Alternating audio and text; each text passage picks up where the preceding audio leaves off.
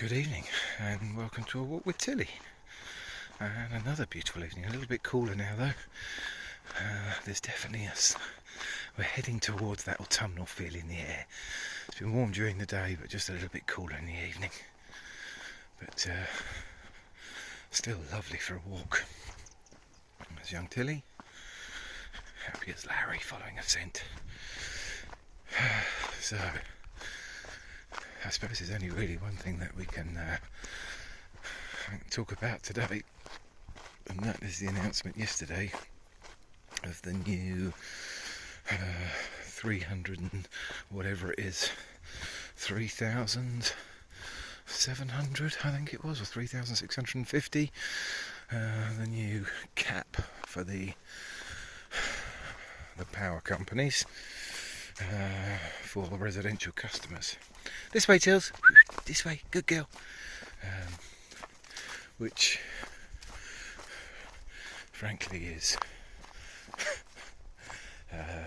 it's beyond ludicrous, and the government doing precisely nothing currently. I'm pretty confident they will. Come on, Tills. Good girl. Good girl. I'm pretty confident they will do something out of necessity. But it would seem not just foolish, but basically appalling, really. There's any other word for it, not to be proactive on this and get in front of it. There may be more going on behind the scenes, but not telling people is an act of harm. And it's not just to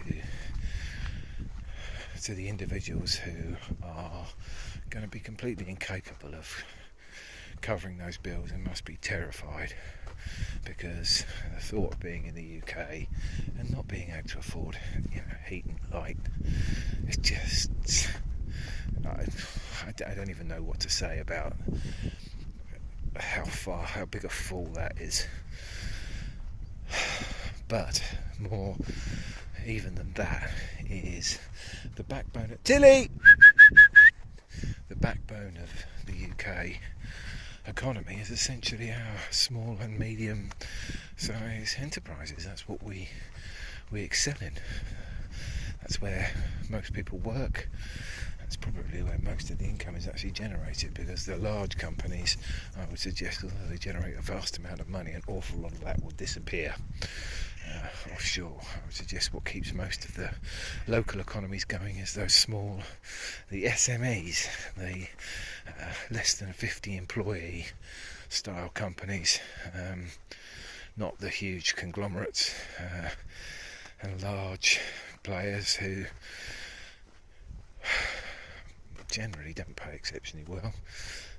And a significant portion of the money disappears without ever crossing the Exchequer's palm, but that's another moan. The problem is that some of these businesses they aren't covered by the price cap on power generation, so there is effectively no figure that is put in place to restrict. Not that it does anything, it's a farce, to be quite frank, but there is nothing there. And there's an awful lot of businesses that have to make decisions about what they're going to do that are facing just incomprehensible rises in their power, the cost of their power. So take, for example, a fish and chip shop that did have a bill of a few hundred a month. They've now got a bill of a few thousand. Well, that is, but these places don't operate they don't have an operating margin of that kind of figure, so they just won't be able to operate. There was I think it was a fish wholesaler that basically said we can't go on. We're just going to up sticks and move to Holland, where we can operate, fire all the staff, make them all redundant, and off they go. Well, this is not running a country. I mean, I don't even know what it is. So the Conservative Party, for all their faults, was always classed as the the party of business. You know, it was important. Let's be honest, you don't have an economy unless you run a completely centrally controlled, centrally planned economy, unless you have business. The business is what employs people, returns money to the exchequer, pays for all the services which we would like to have. So, at the very least, the Conservative government always had or certainly they made the claim of being the party of business. Whether in actuality they were, that's probably, again, a story for a different day. But in theory, that's the claim they could legitimately make. Well, they can't. They're not going to just not make that. It's just beyond belief at how inept. I don't understand how they can be this inept. There must be people within that administration that are aware of just how important giving business the cues and the signals that they need to operate is to the economy.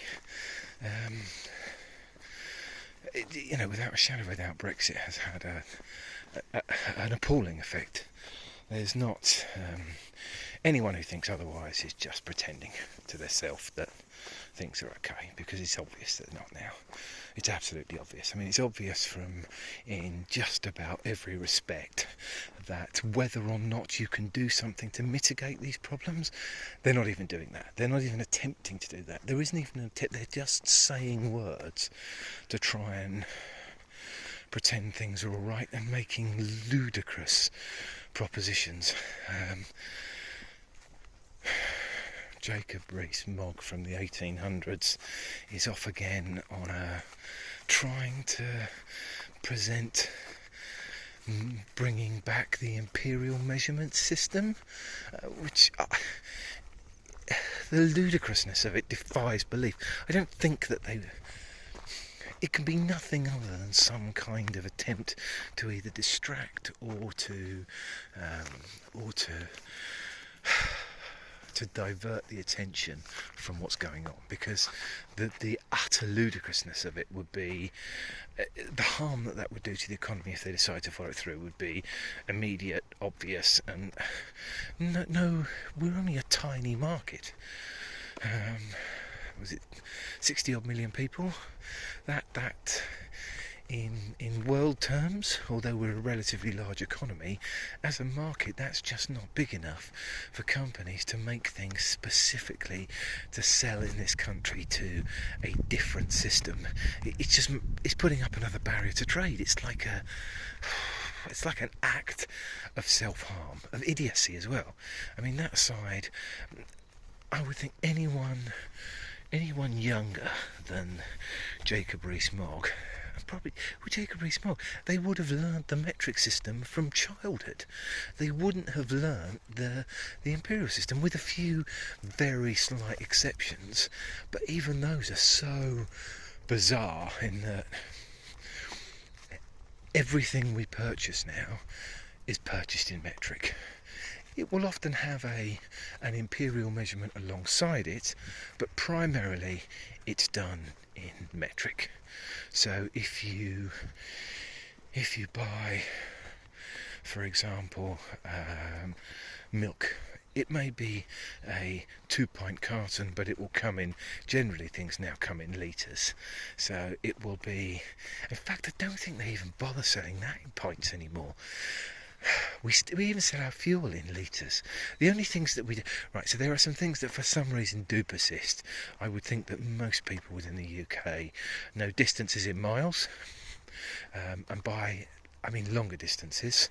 They know their height in feet and inches, and they know their weight in stones and pounds. But pretty much... Oh, and they'll buy a pint of beer. But pretty much everything else, they will operate on the metric system. And if you started to break that down, I would be sceptical. So everybody, for example, would understand the makeup of a kilo. They would understand that it works in thousands, effectively. So you'd have 1,000 grams in a kilo, 1,000 kilos in a metric ton. All these things are understood from childhood. But if you start asking people the actual breakdown of, for example, I bet everybody would know there's 1,000 metres in a kilometre, 100 centimetres in a metre, 1,000 millimetres in a metre. These things people will just know. If you start to break down the imperial system, I'm very sceptical that people would even understand exactly what it is or how it breaks down. And by that, I mean, I bet if you ask younger people how many yards in a mile, they probably won't even know. In fact, if I'm honest, I don't. Off the top of my head, I don't know either. I know there's 3 foot in a yard, but I don't. And I'm a middle-aged man, so this can only be done to appeal to a very select people of advancing years. But it's irrelevant. It's ridiculous. So that's anyway. That's as it stands. We are marching headlong into an utter disaster, and there is no government. There's no one there. There's no one to answer questions, and when they do, they obfuscate and I've never known anything in my lifetime that's even approaching it, and it's concerning me more on a almost daily basis. There is no way, no matter how prudent people are, that in the current financial climate and economy that people could be in a position where they could prepare for the enormity of the changes in fuel costs. It's just not possible. People don't have the kind of money that is being discussed as not spare. A lot of people would never even be able to accumulate it. It would be like another sizable mortgage. And it's set to get worse and worse. The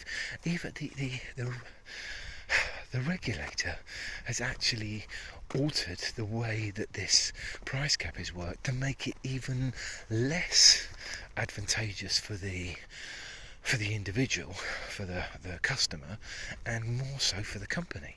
And nothing has been said. I mean, some media people are now just starting to raise their heads above the parapet and comment, but it feels weak and inadequate and odd, uncomfortably odd. Not anything that I can relate to within the UK historically, that in my experience. There may be something before that, but I'm very sceptical that there's been as just a complete absence of leadership or care. The two proposed leaders they won't even discuss it. Now we're coming down to, what have we got? Not even a fortnight till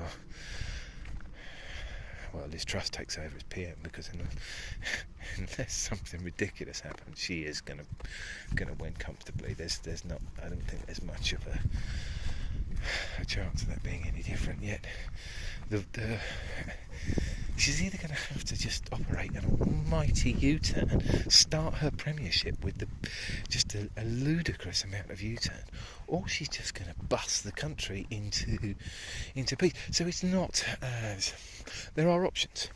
This isn't as complicated as it would seem. What purely as, it's easy for me just to chuck out things there, but generally with these things, it's a world market, a global market, and for some reason the UK has decided that the way they run their price cap is on the most expensive unit of electricity, and a function of that, of power generation. So gas is obviously the most expensive at the moment, so everything is run from the cost of producing electricity from gas, which means there are some enormous amounts of money coming in for those operators who've got renewables on the go. It must be ludicrous. Anyway, that aside, it's a global market. It's a global market, and predominantly the big issue is the Russians basically cutting off their gas supply to Europe. But Europe is literally the richest economy in the world. So they have a lot of heft and influence, and certainly it's in the US interest to operate really in lockstep with Europe. So what we should be doing is putting pressure to effectively, as a group, as one, to control market prices. The UK wouldn't even need to do that. The funny thing is the UK, 97% of our gas is drawn out of the North Sea. The government could turn around and say, right, okay, as a temporary power, this is like a wartime effort, and that's the kind of shock that's happening to the economy. We're going to take control of those gas fields, and we're going to supply ourselves at what is a reasonable unit cost. You could make it let's be honest, you could comfortably put it 20% over what it was, so everybody's making more money, but you have to supply to us. There's no international supply. You're not going to supply internationally at that market value. But the more sensible way than that would be to actually work with your allies to get control of the market, to turn around and say, right, this is the situation, this is what we're doing, we're all going to operate together, we're going to get everybody in the Western world to sit down and say, right, we need to operate together. We're going to fix the supply costs, a bit like OPEC worked to fix the oil price. You as a group of purchasers basically turn around and say, no, this is what we're doing. You're either with us or you're against us. And if you're against us, we won't be opening up this again. Because the group of nations, look at this, somebody's built I'm not really sure what that is, but it looks like the starts of some kind of hut.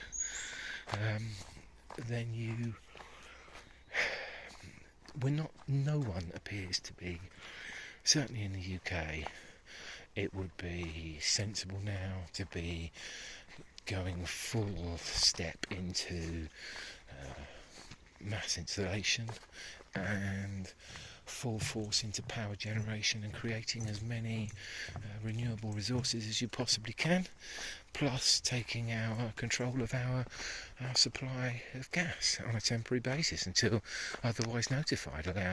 There's no reason why you even have to nationalise the companies. You just tell them what they're going to do, tell them how much they're going to get, and that's it. End of. They'll get a return over what they were doing, so they're better off than they were, but they're not allowed to retail at market prices. It's a war. We're at war, effectively. Whether you like it or not, the acts that the Russian state are carrying out are war. In war, you move the goalposts. If you don't, you're a fool. But I don't think they're going to. And the only reason I can think that is because there must be some kind of payback for the politicians and their movers and shakers within the governing party. That's the only way that you could just let this go. I'm fascinated to know what they're going to do, because if they don't do something, the consequences are going to be breathtaking. You're going to make Brexit look like a walk in the park and COVID, because the economy, we run a service economy. You have to have effectively cash sloshing around in the economy to make it operate. Without that, it will just grind to a halt. And if people can't heat their homes, or by heating their homes they can't afford to eat, you must be in danger of heading down a civil unrest route, because they're saying that anyone who earns 45,000 or less could be facing significant issues. And I'll be honest with you, if the prices continue in the way they're doing now, And in January, so far, every time they've predicted, they've exceeded them. They've been on the high side of that prediction. But if they come back in January, for example, and they are, I don't know, 5,500, maybe 6,000, and then they go to 7 in the spring, in April, then an awful lot of people aren't going to be able to fund that. It's going to be, I don't understand how that can carry on. I don't understand how there are going to be so many businesses, small businesses, folding or having to leave the country, that the recession is going to be phenomenal. The tax take will just drop through the floor. I can't see how the country will manage to operate. And the strikes that are in place now, and there's a lot of them, and they're getting more sizable, is because people know that without somehow increasing their share of the pie or doing something to stop the pie getting smaller, you are not going to be able to afford a basic standard of living. Half the country, effectively, is going to be in a position where they've been thrust into poverty, and it's like they don't care. It's not like they don't care. They do not care. They're giving, or they are doing the best impression in the world of not caring at all. They're literally doing and saying nothing until the 5th of September for, as far as I can see, no good reason. There is no reason why they can't. I mean, electorally, there's only 2 of them, and one is so far ahead of the other. I don't really understand what Rishi Sunak would have to lose in putting together a proposal, and then just saying, well, Liz Truss is doing nothing. At least he'd force her into doing something, which for the good of the country is a good idea, and very possibly his beating her to the draw may be enough to convince a few people that it's a good idea to vote for him. The only thing I can think is that they have done good enough analysis. They've got a lot of good analysis on that electorate that they are effectively applying to for their vote, that they have.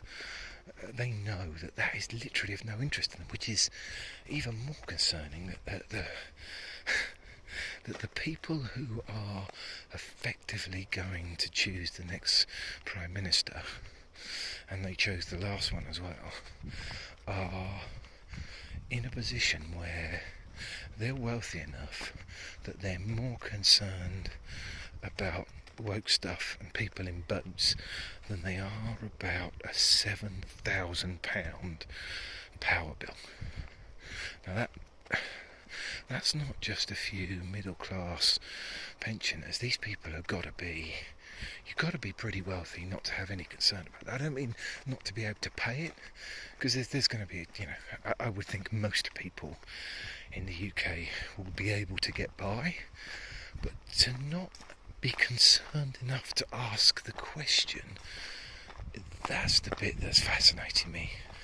That would suggest that electorate are so far out of touch with the rest of the country as to be, it should be ringing up alarm bells. And I don't understand why opposition parties aren't all over the television constantly. They could muscle their way in, put their name forward for everything. Every time they get spoken to, say, if they're struggling to get on, say, well, you won't give us a platform to tell you what we do. Come up with ideas. Start putting lots of ideas together. Start thinking structurally what options there are and how that they could be implemented. But they're not, and not only that, why are they not suggesting that what is happening within the government currently is, it's not playing politics to say we're facing an existential crisis to the economy, and the Prime Minister is, I don't even know where he is. Is he on holiday again? Possibly. Anyway, this video is way too long. I've ranted on. But at least it's been a lovely walk, and I've got another half an hour or so to calm down again, bring the old heart rate back down, and enjoy the lovely evening, because it is a beautiful evening. Luckily the economy's not going to change that. So anyway, from me and Tilly, goodbye.